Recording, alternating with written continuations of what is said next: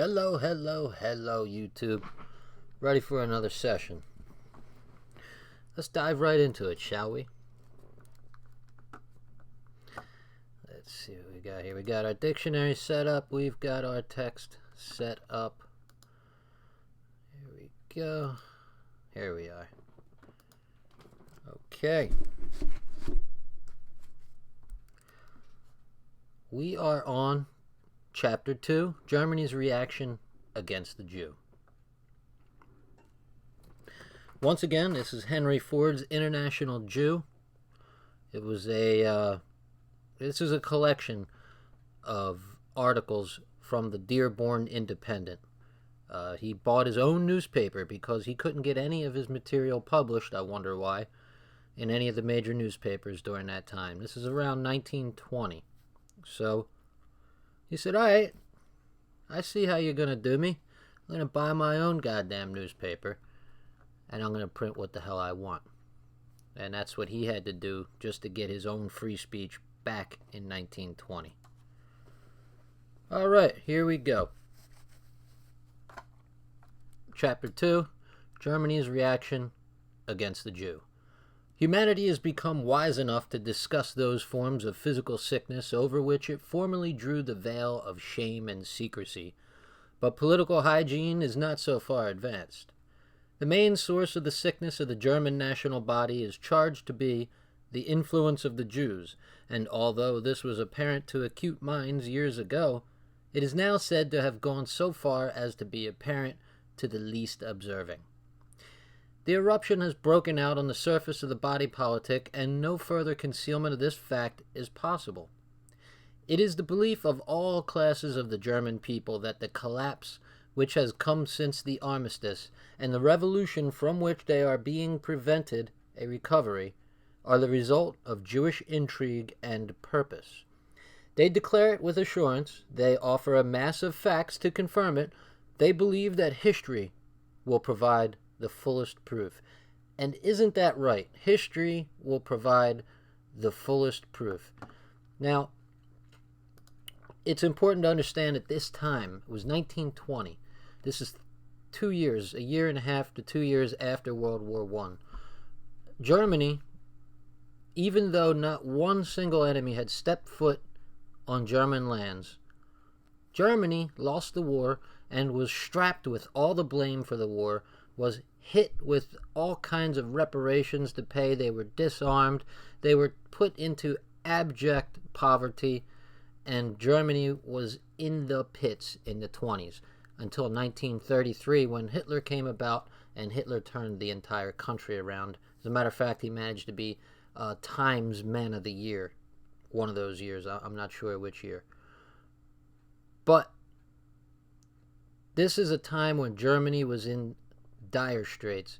The Weimar Republic had suffered one of the worst hyperinflations of its currency in world history, and literally wheelbarrows full of money towards the end weren't enough to buy your daily necessities.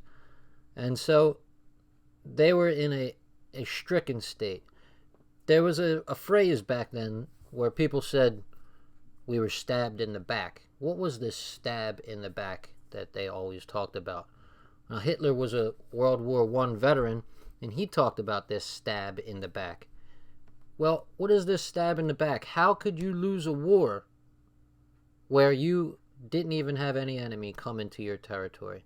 Well, there were a lot of machinations going on in the government at that time, and there was a majority of Jews that were running that government, international Jews.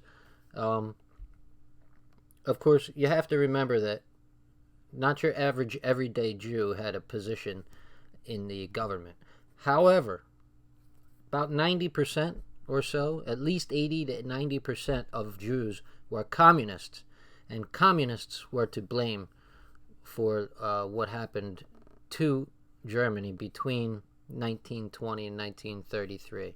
So not only were they strapped with all the blame for the war, not only were they paying reparations, not only were they suffering a hyperinflation of their currency, but they were facing an invasion of communists, just as Russia did in 1917 during the bloody and horrific Bolshevik Revolution. Those same types came into Germany and tried to destroy Germany and were having a lot of success at that time. Berlin was turned into a cesspool of immorality and debauchery and all kinds of horrible shit. So it's important to remember that this is what Germany came out of. So they were at the bottom of the barrel, and they became the most successful country from 1933 to 1939 when the war started. It was an amazing, amazing turnaround, something the world had never seen before. So, let's get back to the text. I just wanted to give you a little background on what was going on during those times in that country. The Jew in Germany is regarded as only a guest of the people. He has offended by trying to turn himself into the host. There are no stronger contrasts in the world than the pure Germanic and pure Semitic races. Therefore, there has been no harmony between the two in Germany. The German has regarded the Jew strictly as a guest, while the Jew, indignant at not being given the privileges of the nation family, has cherished animosity against his host. In other countries, the Jew is permitted to mix more readily with the people. He can amass his control unchallenged. But in Germany, the case was different. Therefore, the Jew hated the German people.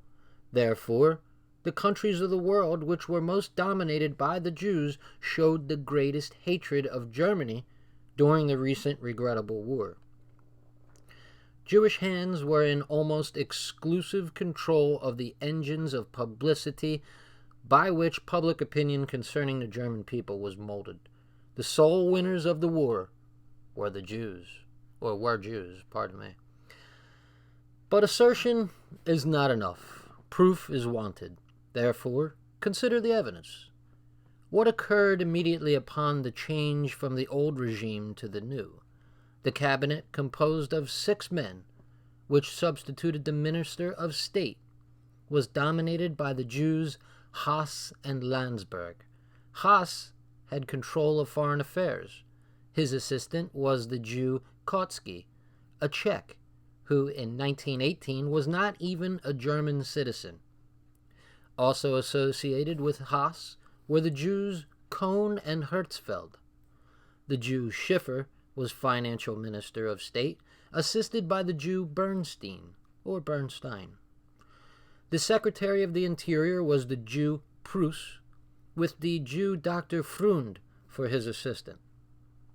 The Jew Fritz Max Cohen, who was correspondent of the Frankfurter Zeitung in Copenhagen, was made government publicity agent.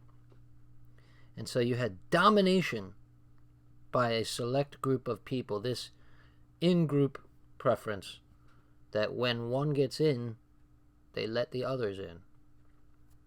It's like, when you hire your cousin and all that. What do they call that again? I forgot the name of it. However, they had taken over the government, especially after the war, World War I. The Kingdom of Prussia duplicated this condition of affairs. The Jews Hirsch and Rosenfeld dominated the cabinet, with Rosenfeld controlling the Department of Justice and Hirsch in the Department of the Interior. The Jew Simon was in charge of the Treasury Department. The Prussian Fertran was the assistant of the Jew Arndt. That is the assistants. Excuse me, let me read that again. The Prussian Department of Justice was wholly manned and operated by Jews. The Director of Education was the Jew Fertran, with the assistance of the Jew Arndt. The Director of the Colonial Office was the Jew Meyer Gerhard. The Jew Kastenberg was the Director of the Department of Art. The War Food Supply Department was directed by the Jew Worm, while in the State Food Department were the Jews Professor Hirsch and Geheimrat Dr. Stadtkaden. Wow, that's a mouthful. The Soldiers and Workmen's Committee was directed by the Jew Cohen, with the Jews Stern, Hertz, Lowenberg, Frankel, Israelowitz, Laubenheim, Seligson, Katzenstein, Laufenberg, Hyman, Schlesinger, Mertz, and Weil, having control of various activities of that committee. The Jew Ernst is chief of police at Berlin. In the same office at Frankfurt is the Jew Sinsheimer. In Munich, the Jew Steiner. In Essen, the Jew Levy. It will be remembered that the Jew Eisner was president of Bavaria, his financial minister being the Jew Jaffe. Bavaria's trade, commerce, and industry were in control of the half-Jew Brentano. Sounds Italian. The Jews Lipinski, he might have been half Italian. The Jews Lipsinski and Schwartz were active in the government of Saxony. The Jews Thalheimer and Hyman in Württemberg. The Jew Fulda in Hessen. 2 delegates sent to the peace conference were Jews, and a third was notoriously the tool of Jewish purposes. In addition, Jews swarmed throughout the German delegation as experts and advisors. Max Warburg. Max Warburg. Let me stop there for a second. Where am I? Here we are. Max Warburg was the brother of Paul Warburg. Paul Warburg was the author of the Federal Reserve Bill in the United States, passed in 1913. Okay? Paul Warburg and Max Warburg of the Warburg banking family. Closely tied with the Rothschild family, the Oppenheimer family, the Schiff family, all of the above being major bankers of their time. You had Lazard brothers, you had, I can't think right now, but there were many, many bankers amongst this crew, and that's going to become important later on. Max Warburg, Dr. von Strauss, Merton, Oscar Oppenheimer, there you go, Oppenheimer, Dr. Jaffe, Deutsch, Brentano, Bernstein, Struck, Rathenau, Wasserman, and Mendelssohn Bartholdy. As to the part which Jews from other countries had in the peace conference, German observers declared that any candid student may discover by reading the accounts of impartial, non-Jewish recorders of that event.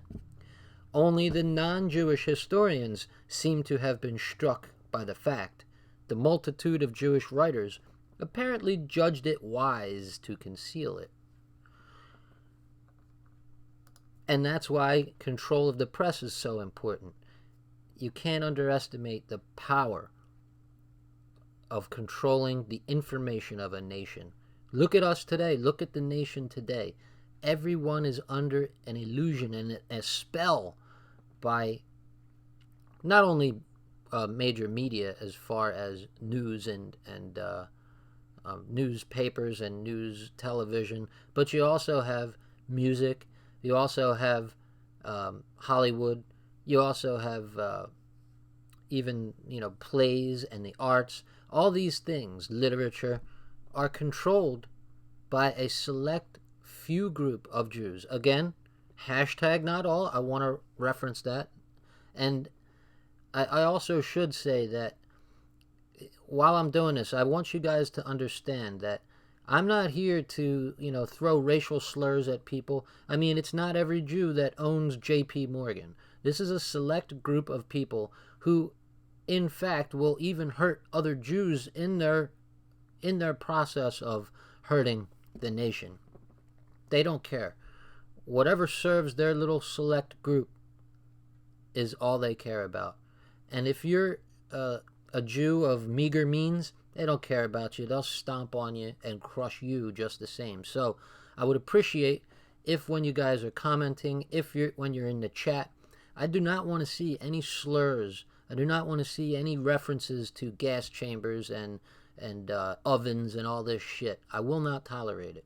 I'm going to keep this, I'm going to keep it moral. I'm going to keep it on the high ground or in the high ground, because I'm looking to try to open the eyes of normies here, okay? There are places, if you want to go and shoot your mouth off, you can go to Gab. That's a great place to do it. There are outlets for your freedom of speech, but this is my channel, and I don't have to tolerate freedom of speech. These are my rules here. You guys can comment anything you want, but if I see any slurs, I'm going to ban you right out of there, okay? So keep it clean. All right. Thank you. Okay, Jewish influence in German affairs came strongly to the front during the war. It came with all the directness and attack of a flying wedge, as if previously prepared. The Jews of Germany were not German patriots during the war, and although this will not appear a crime in the eyes of the nations who were opposed to Germany, it may throw some light on the Jew's assertion of patriotic loyalty to the land where he lives. Thoughtful Germans hold that it is impossible for a Jew to be a patriot for reasons which will presently be given. The point to be considered is the general claim that the persons already named would not have obtained the positions in which they were found had it not been for the revolution, and the revolution would not have come had not they brought it. It is true that there were unsatisfactory conditions in Germany, but they could and would have been adjusted by the people themselves. The conditions which destroyed the people's morale and were made impossible of reform were in control of the Jews. The principal Jewish influences which are charged with bringing about the downfall of German order may be named under three heads. A. The spirit of Bolshevism, which masqueraded under the name of German socialism. Sound familiar today? Socialists, Bernie Sanders. B. Jewish ownership and control of the press. C. Jewish control of the food supply and the industrial machinery of the country. There was a fourth, higher up, but these worked upon the German people directly. I'm going to take a stab and a guess that higher up was banking and finance. Okay, let's see if I can fix that one word there. Let's see here. Hold on just a second, please. Bear with me. Okay, there we are. Globe. That one word was a little funny for some reason. As it is possible that German conclusions upon this matter may be received doubtfully by people whose public opinion has been shaped by Jewish influence, it may help to quote George Pitter Wilson of the London Globe, who wrote in early April 1919, and I quote, "Bolshevism is the dispossession of the Christian nations of the world to such an extent that no capital will remain in the hands of the Christians, that all Jews may jointly hold the world in their hands and reign wherever they choose." Now, when we're talking about capital, obviously we are talking about money, finance, and all the accoutrements which come with it.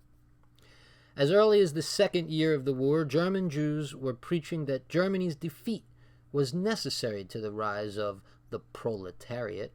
Now, the proletariat is the common people. Let's go to our dictionary. Let's make sure we have that, because that's a key word for us to understand. Proletariat. There you go. Let's go for proletariat. Workers or working class people regarded collectively, often used with reference to Marxism. The growth of the industrial proletariat, the lowest class of citizens in ancient Rome. I did not know that. That's interesting. And it comes from the Latin proletarius.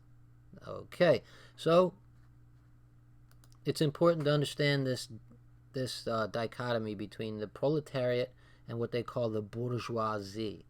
The bourgeoisie is the upper middle class, and the petty bourgeoisie is the lower middle class, and then you had the proletariat. The idea of Bolshevism and communism, which, if those two are capable of separation, I'm not aware. They are pretty much one and the same. The whole essence of Bolshevism and communism was this proletariat versus the bourgeoisie. There was resentment and division forced into people's minds through the media. There were all kinds of things written about the bourgeoisie, how they hated the proletariat. These are all lies, for the most part. And they got the people to divide and hate each other. Sound a little familiar? The proletariat versus the bourgeoisie, and it tore Russia apart. And the same thing was starting to happen in Germany at that time. Today in America, there's a difference. It's not exactly the proletariat and the bourgeoisie. Today, it's white versus black. It's the haves and the have-nots. So, once again, division is being forced upon us every day in the media. They pump this shit into our brains, and they create a wedge. They drive a wedge between the American people along lines of politics, race, money, along lines of gender, sexual orientation, this whole transgender thing. This is all an attempt to redo what happened in Russia and in Germany in the early 20s and mid-20s. This is dangerous, people. I want you guys to continue to keep your eyes open and don't fall for this us against them thing. They want to divide us so they can conquer and rule us, because if the American people ever could look past politics, race, gender, sexual orientation, financial situation, and got together and turned our attention against our real enemies, those who are in power and those who put them in power, then those people would shit themselves, because the thing that they fear the most, this power elite, and they're not elite, it's just something people call them. I hate that word, elite. But the powers that shouldn't be, their biggest fear is the people getting together, educating themselves, and not falling for the tricks. Race, religion, politics, all these things are wedges they drive between us. And you see the way this nation is today? This is a lot like what happened in Russia and Germany. And we had major wars, major bloodshed, like the world has never seen. I'm not talking about some petty shit. Like the world has never seen. And that's where we're headed today. And it scares the shit out of me, to be honest. I don't believe that it's too late. It can turn around. Look at Germany. Germany was in the depths of abject poverty, and they still came right out of it in a short time, as a matter of fact, because one leader stepped up and united the people. Of course, it's different this time because we don't have one ethnicity as Germany did then. But there is a way. I will never give up hope that Americans can come together and defeat this plutocracy, this aristocracy that is ruling us and tearing us apart. Okay, I don't mean to go off on such long digressions, but I want to fill people in on the history and compare it with today as we go along. It's very important. We're not just reading a book, but we're trying to learn from it at the same time. Okay. Now let's see. What do we have here? Okay, where are we? We're after this quote. I'll read that quote one more time because it's too important. This guy, George Pitter Wilson of the London Globe, wrote in early April 1919, quote, "Bolshevism is the dispossession of the Christian nations of the world to such an extent that no capital will remain in the hands of the Christians, that all Jews may jointly hold the world in their hands and reign wherever they choose." Unquote. As early as the second year of the war, German Jews were preaching that Germany's defeat was necessary to the rise of the proletariat, at which time Strobel declared, quote, "I openly admit that a full victory of the country would not be in the interest of the Social Democrats." So here you had this group of majority Jews. Socialists were not all Jews, but they were mostly Jews, to 80 to 90%. And they were rooting against the country to lose in war so that they can get what they want out of that country. It's sick. And those people then, they should have been swinging from fucking lampposts. I hate to put it so crudely, but this is the same type of shit we're dealing with today. And it really fires me up, which is what inspired me to read these volumes from Henry Ford, who I consider to be a brave patriot industrialist like this country's never seen. So again, I openly admit that a full victory of the country would not be in the interest of the Social Democrats. Everywhere it was preached that, quote, the exaltation of the proletariat after a won victory is an impossibility, unquote. So if Germany had won the war, then the proletariat would have never come to power. Well, the proletariat never came to power. The common class of the people were used to get this other higher class established even more.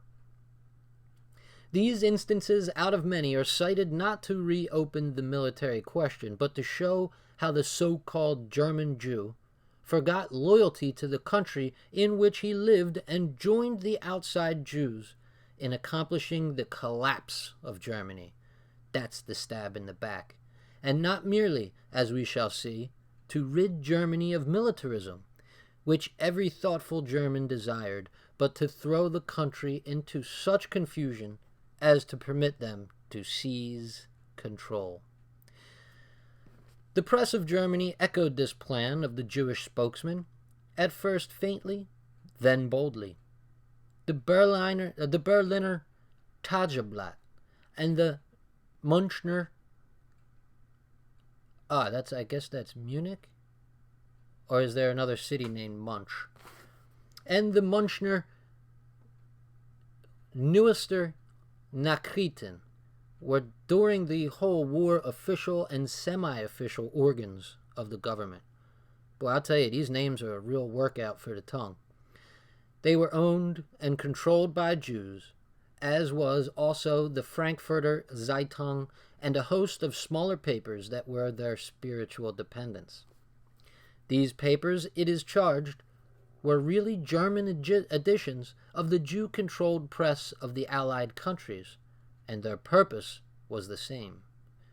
One of the great pieces of research that ought to be undertaken for the purpose of showing the world how its thought is manufactured for it every day, and for what ulterior purposes is this union of the Jewish press, which passes for the public press throughout the world.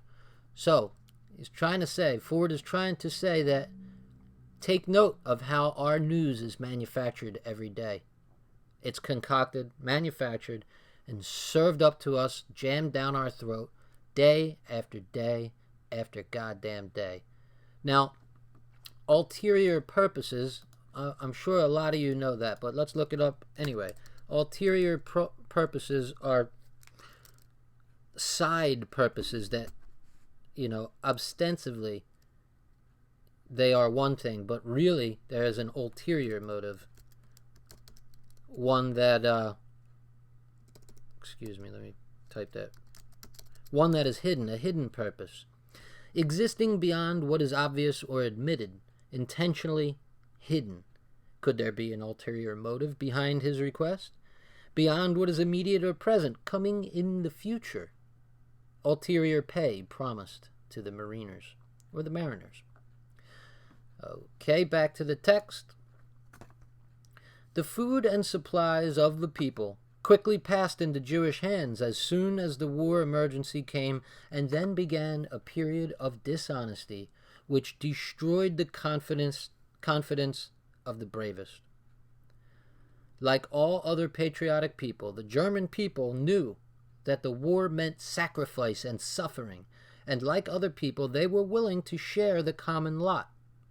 But they found themselves preyed upon by a class of Jews who had prepared everything to make profit out of the common distress.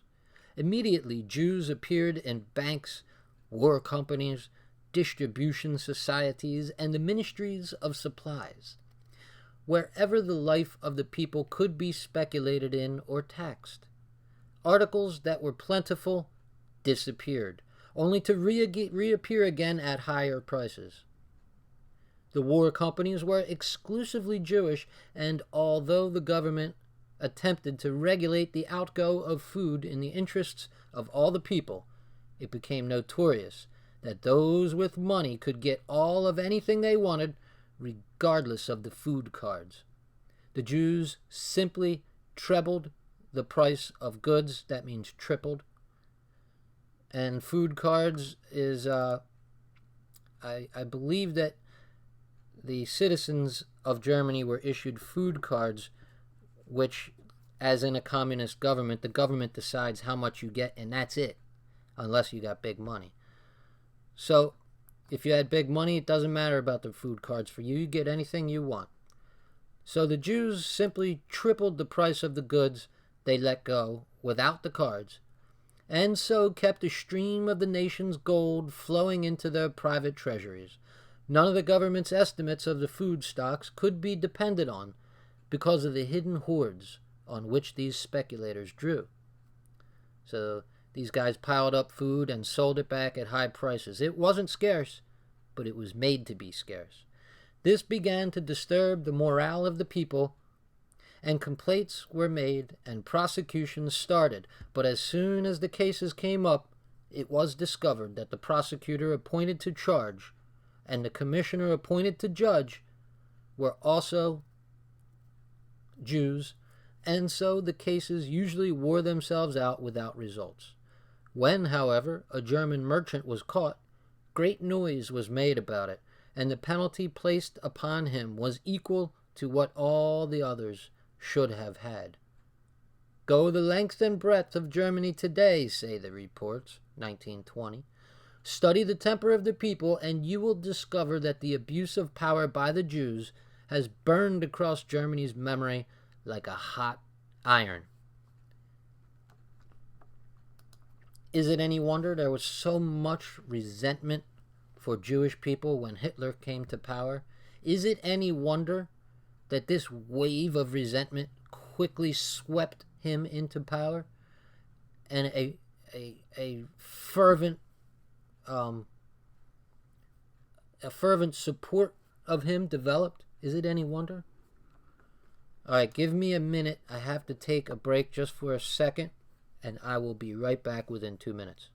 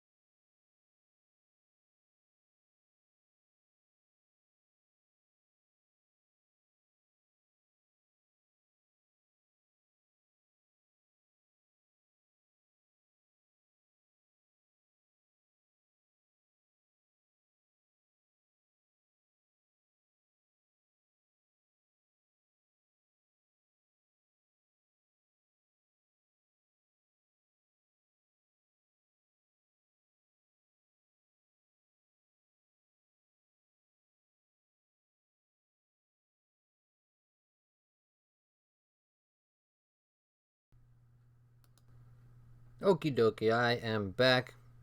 Just had to check something there for a sec. Trying to get this right. I'm new at streaming, and this is only my third time streaming. I hope I'm doing a good job. Most of you, however, will be watching this afterward because my first two videos... Let's see here.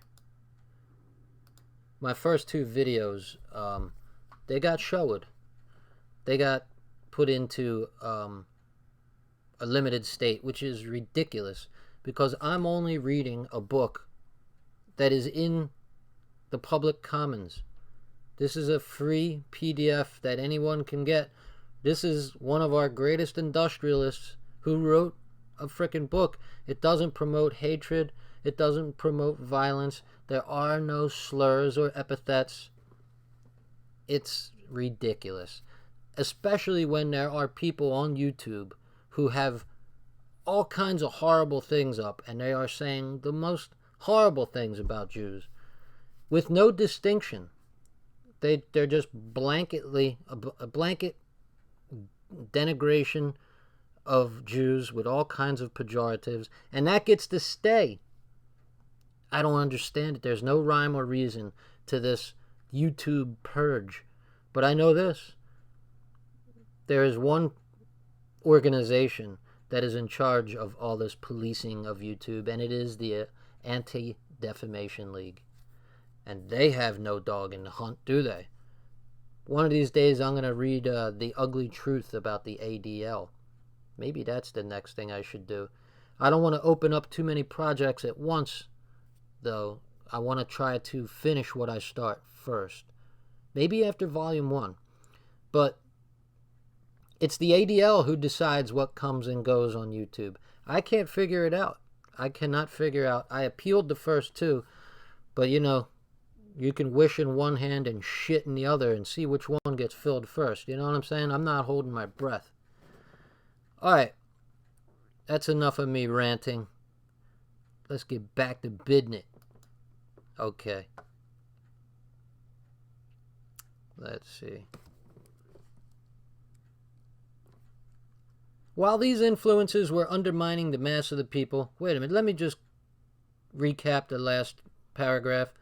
The last paragraph said that they took over the food, and anybody who was rich could buy their own food, but the regular people had to suffer and go without.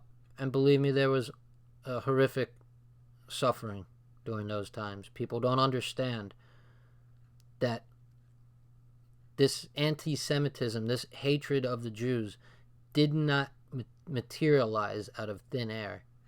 It wasn't just conjured up. There was a cause. Now, you could argue about if it was the right thing to go as far as it did or not, but that's not for me to call. I'm just sitting here talking about what happened. And it says, if you go to length and breadth of Germany today, you will discover that the Jews' abuse of power burned Germany's memory like a hot iron. So these people were fired up. Everyone was suffering, and they had someone to point to, and believe me, there was retribution coming. While these influences were undermining the mass of the people, higher influences of Jewish origin were operating upon the government. The advisors of the Bethmann-Hollweg government were the great ship magnate Ballin, a Jew, Theodor Wolff of the Berliner Tageblatt, and member of the Berliner Tageblatt and member of the Pan-Jewish Press, von Gwinner, director of the German Bank, who is connected by marriage with the great Jew bankers, and that would be Rothschild, Schiff, and Warburg, and those guys, the Speyers, and Rathenau, the leader of Jewish industrial financial activities. These men were at the source of things and were bending the government as the other influences were bending the people. The rich German Jew could buy the recognition he desired by acquiring financial power over those interests which he most directly affected which most directly affected the ruling class of Germany. But how was the poor Jew to gain the recognition he desired? For all Jews are actuated by the same desire. It is in them. They feel the spur to mastery. The chosen people, ring a bell? Having explored the conquest of the higher circles by Jewish money power, there is yet to explore the conquest of the body of the nation by Jews, who had no money except what they could seize in the disorder which they caused. The analysis that is given follows. The Jew is not an anarchist. He is not a destructionist. All this is true. Notwithstanding, he is the world's Bolshevist and preeminently Germany's revolutionist. His anarchy is not in grain. It is a device which he uses for a purpose. The rich Jew is not an anarchist because he can achieve what he desires by more subtle methods. The poor Jew has no other recourse, but rich and poor go jointly for a long stretch. The bond of sympathy between them never breaks, for if the anarchy is successful, then the poor Jew shall take his place with the rich Jew, and if the anarchy is not successful, it has nevertheless served to break up new fields in which the rich Jew may operate. In Germany, it was possible for the poor Jew to thrust himself up through the wall of Germanism above him only by breaking it up. In Russia, the same was true. The social system had encrusted around the Jew, keeping him in a position where, as the nations knew by experience, he would be less harmful. As nature insists the harmful foreign element in the flesh, building a wall around it, so nations have found it expedient to do with the Jew. In modern times, however, the Jew has found a means of knocking down the walls and throwing the whole national house into confusion, and in the darkness and riot that follows, seize the place he has long coveted. When Russia broke, who came first to light? Kerensky, who was a Jew. But his plans were not radical enough, and then came Trotsky, another Jew. Trotsky found the system too strong for him to break in America. He broke through the weak spot in Russia and would extend that weakness round the world. Every commissar in Russia today is a Jew. Remember, this is written in 1920. Publicists are accustomed to speak of Russia as if it were in disorder. It may be that Russia is, but the Jewish government of Russia is not. From a mass of underlings, the Jews of Russia came up a perfect phalanx, a flying wedge through the superinduced disorder, as if every man's place had been previously prepared for him. All right, so let's stop for a second. Let's look. Do we have any words here? A phalanx. A phalanx is like a flank. The sides of a front line in warfare. So let's take a look.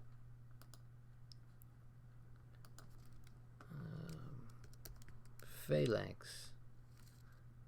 How was that spelled there? Let me take a peek real quick.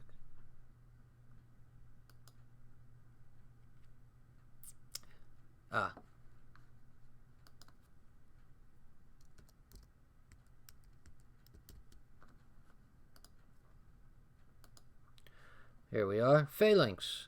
A body of troops or police officers standing or moving in close formation. Okay, that's good enough. So, the Jews of Russia came up a perfect phalanx, and they had to be a small wedge to penetrate because they are small in number. This superinduced disorder. Now, super always means above. So what does that mean? Above inducing? Let's see. Superinduced Introduce or induce in action. Okay, to put into action. In addition, rather. Introduce or induce in addition. Both genes are known to be superinduced in fibroblasts by inhibition of protein synthesis. Ooh, fancy. Okay, there you are. Back to the text. That also is the way it was in Germany. The German ceiling had to be broken, as it were, before the poor Jews could realize their ambition. When the break was made, they swarmed through and settled in places of control above the nation. This may explain why Jews the world over supply the energy of disruptive movements. It is understood that the young Jews of the United States are propagandists of an ideal that would practically abolish the United States. Oh, that just sent me a chill down my frickin' spine. Look at what we have today. Propagandists, all this hatred of each other, division of an ideal that would practically abolish the United States. The attack is aimed, of course, against quote-unquote capitalism, which means the present government of the world by the Gentile. The true capitalists of the world are Jews, who are capitalists for capital's sake. It is hard to believe that they wish to destroy capital. They wish to obtain sole control of it, and their wish has long been in fair way to fulfillment. In Germany, therefore, as in Russia, distinction is made between the methods of the rich and the poor Jews, because one method affects the government, and the other the morale of the people, but both converge on the same objective. It is not only desire to escape oppression that actuates the lower classes of Jews, but desire to gain control, for the spirit of mastery pulses strong within them. German convictions on this question have reached the place where they may be expressed thus. Revolution is the expression of the Jews' will to power. It sounds like Nietzsche, will to power. Nietzsche was in the 1800s, late 1800s, and he talked about this Übermenschen with the Superman and how he exerts himself to a will to power. So for the Jews, revolution is the expression of the Jews' will to power. Parties such as the Socialists, Democrats, and free thinkers are but tools for the Jewish plan to power. The so-called, quote-unquote, dictatorship of the proletariat. I'm going to try one more time. Proletariat, hey, is really and practically the dictatorship of Jews. So suddenly have German eyes been opened, so stormfully wrathful has been the reaction, that the world has gone out through German Judaism to retire to the second trench. There has been a sudden and concerted abandonment of office wherever the office made direct contact with the people. There has, however, been no abandonment of power. What will happen in Germany is not now known. Some regrettable things have already happened, but the Germans will doubtless prove themselves equal to the situation by devising methods of control at once unobjectionable, and effective. But as to Russia, it is hardly doubtful any longer what will happen there. When Russia turns, a shudder will run through the earth. So you have a prediction there, and it's a very insightful, prescient prediction. He says the Germans will doubtless prove themselves equal to the situation by devising methods of control at once unobjectionable. That part I disagree with, because Hitler's methods were objectionable to many people, but no one can doubt that they were effective. And was he right? Of course he was right. Hitler took that country back from these people who oppressed the common people of Germany. The majority of these people were Jews, but there were also regular Germans who were in upper classes who helped them and who were basically the scalawags for the Jews. The goooooy, in other words, the ones who do their bidding. These traitorous people are the most hated, above and beyond even the Jews themselves who did these things to Germany, because a traitor is the worst thing possible. We expect our enemies to do as they do, but we do not expect our own people to cooperate with them or to be in league with them. And that is why the most horrific punishments are reserved for traitors. Traitors of the government have always historically been dealt with by death. You cannot tolerate traitors within your ranks. They are the most dangerous thing. So I don't want you to think it was all Jews, but they were the senior partners. How Gentile Germany and Russia look at the entire question may be summarized as follows. Judaism is the most closely organized power on earth, even more than the British Empire. At that time, 1920, the British Empire was at the end of its peak. It forms a state whose citizens are unconditionally loyal wherever they may be and whether rich or poor. That's something to think about too. Jews don't all agree on everything.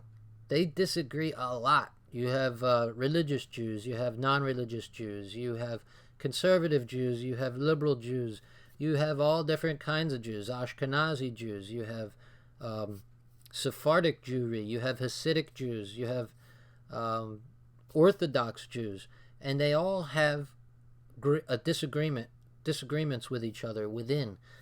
But that said, when an outside conflict affects any one of them, they all rally to each other's side. And that's actually a very admirable trait, although it's not so admirable when you're on the receiving end of their unity. It's something that maybe we can learn from, because the American people are all divided within, but when we're all attacked by the same enemy, we do not rally with one another. And part of that reason is because of the propaganda in the news. The idea that we have to support Israel no matter what. The idea that our churches and our Christian preachers and priests and clergy have all been bought and paid for, and they all preach to Christians that it is their duty, and they point to certain passages in the Bible that you have to support Israel, when that was historically not the case at all. All you have to do is read what Martin Luther, the originator of Protestantism, wrote about the Jews. I believe it was called The Jews and Their Lies. Maybe we'll read that one day. Christians have always been at odds with Jews historically. Remember, in the Christians' eyes, it was the Jews who killed Christ. And how could you ever be friendly with those who killed your martyr? So, but today's Christians have been hypnotized. A little magic spell has been put on them, and they have been taught that they have to support Jews no matter what, even though they are under the heel of Zionist Jewry in this country. It's sad to see where we are in this country. I wish there was some type of unity amongst us, whether it's black and white or man and woman or Democrat and Republican. There should be some working together on some level, but we have been, to use an old-time phrase, we have been ripped asunder, torn apart, torn into two, and more sometimes.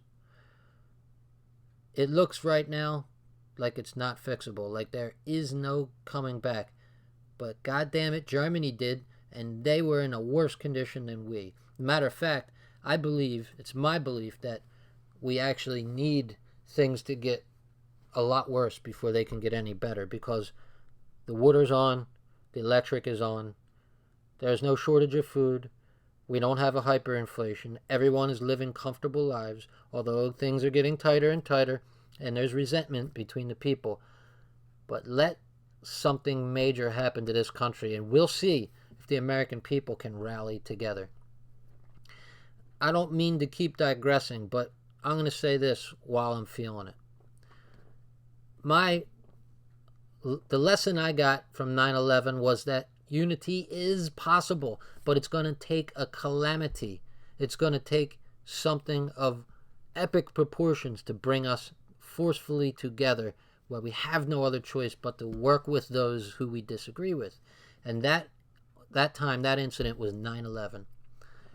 I was 29 years old, and things were more or less like they are today, except not so heated. There was division. But after 9/11, in the days and weeks and months following 9/11, there was a spirit in this country that everyone was brothers and sisters, and black men and white men passed each other in the street and looked at each other like, yeah, it's us against them. Of course, we didn't know the truth of 9/11 then. We thought it really was Arabs, and we're like, fuck with us, we're going to fucking rally together, we're going to kill you. America is like a dysfunctional family who bicker among themselves. But when someone from outside the family curses us or does something against your sister or your brother, the whole family rallies together and kicks the living shit out of them. That's what America is to an extent. The thing we can learn from Jews is Jews don't need huge calamities to rally together. Their most incredible trait is that even if somebody writes an article in a newspaper saying the slightest thing that could be interpreted as anti-Semitic or anti-Jewish, they rally together and attack. They combine all their power, their forces, their money. They're not cheap with their money when it comes to supporting each other in these situations. And that's something maybe we can learn from. If we were smart, we would take a page out of their book of tricks and use it for ourselves. Okay. I apologize. I'm really going off tonight, but like I said, I'm feeling it. So, where are we?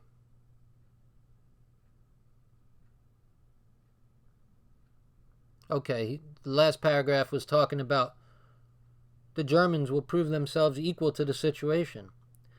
Henry Ford had no doubt that the Germans would take care of this plague attacking their country.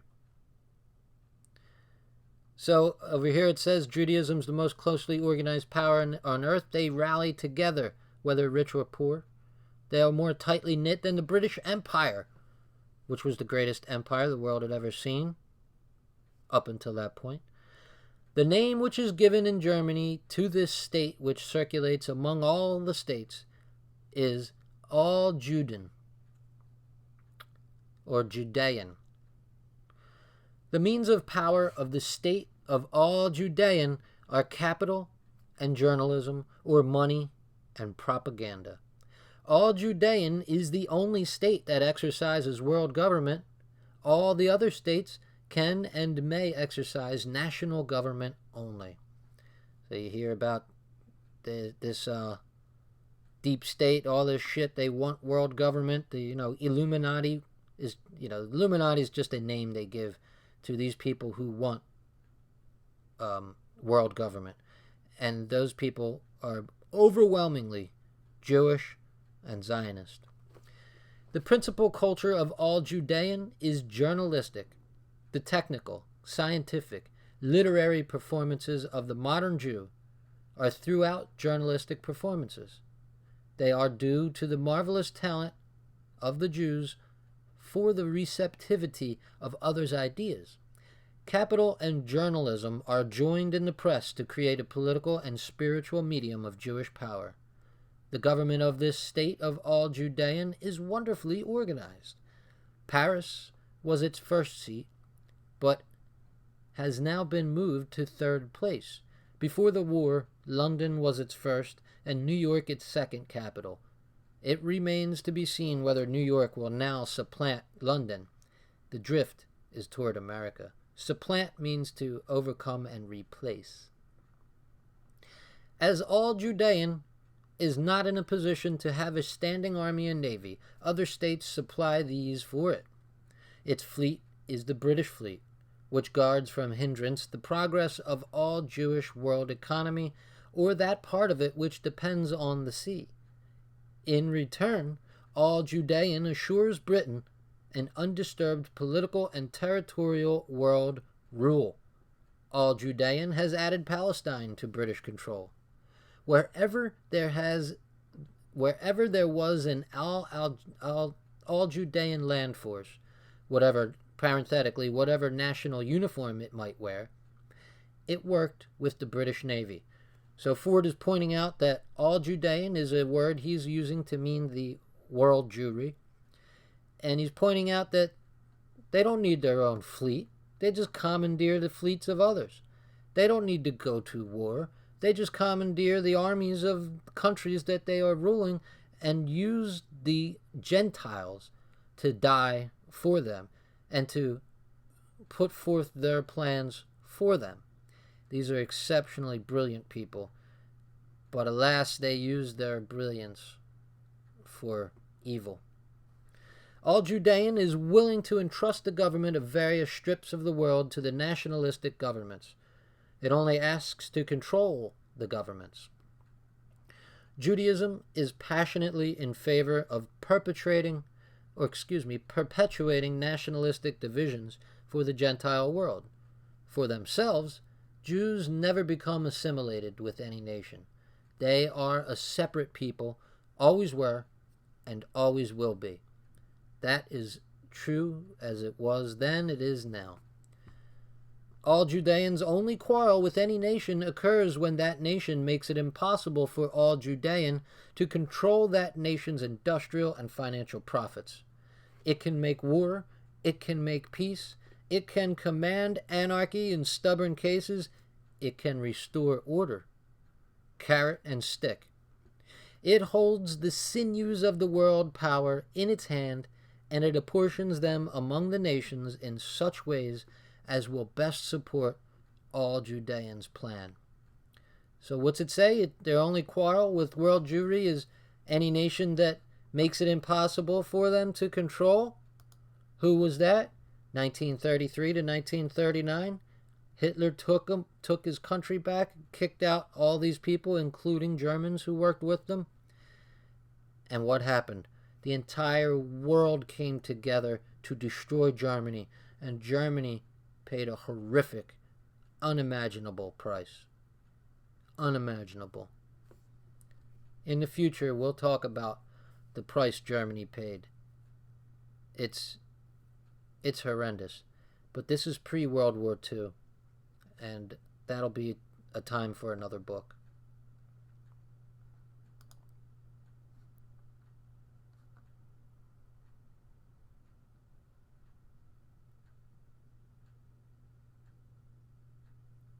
Controlling the world's sources of news, all Judean can always prepare the minds of the people for its next move. The greatest exposure yet to be made is the way that news is manufactured and the way in which the mind of whole nations is molded for a purpose. When the powerful Jew is at last traced and his hand revealed, then comes the ready cry of persecution, and it echoes throughout the world press. So when the people finally see what's going on and they turn on their oppressors, the Jews cry, "Anti-Semitism! We're being persecuted!" It is part of their plan, it's a last-ditch effort, and it is extremely effective because they control all of the world's media, either directly or through intermediaries. The real causes of the persecution, which is the oppression of the people by the financial practices of the Jews, are never given publicity. So the real causes of this hatred are never revealed. All they say is, hey, we're being persecuted. And it works on the great masses of the people who are not educated or, if educated, are not informed. All Judean has its vice governments in New York and London. Having wreaked its revenge on Germany, it will now go forth to conquer other nations. Britain it already has. Russia it is struggling for, but the chances are against it. The United States, with its good-natured tolerance of all races, offers a promising field. The scene of operations changes, but the Jew is the same throughout the centuries. Wow. The Dearborn Independent, issue of 29th May, 1920. Wow, wow, wow. Those last two paragraphs were really powerful. It shows you the game plan. That when all else fails and the people finally get wise, the plan A is to keep the people ignorant and to propagandize them. And if that fails and the people get wise to their plans, then they say, victimhood. They say, persecution. And the world believes them because they've been doing this for a long time. The Jews have been kicked out of just about every nation in Europe throughout history. City-states, other polities.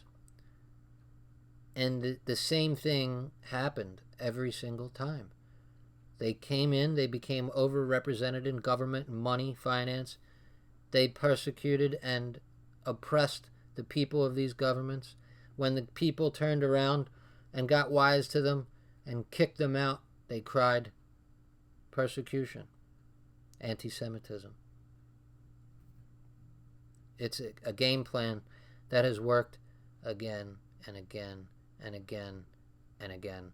It's working then, it was working then, it is working now. So, we got to open our eyes and ears and see what's going on.